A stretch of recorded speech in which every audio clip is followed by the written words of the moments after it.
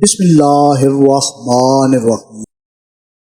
ایمان میں داخل ہے کہ مسلمان جو اپنے لیے پسند کرے وہی چیز اپنے بھائی کے لیے پسند کرے۔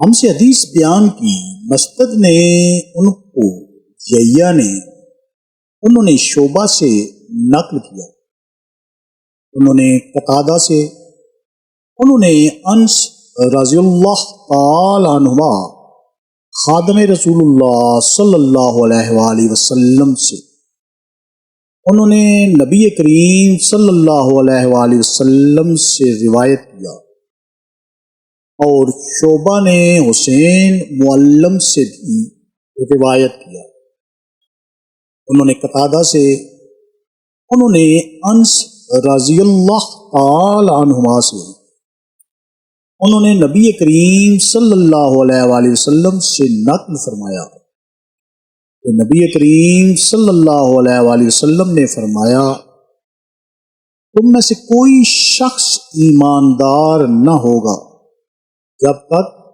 اپنے بھائی کے لیے وہ نہ چاہے جو اپنے نفس کے لیے چاہتا۔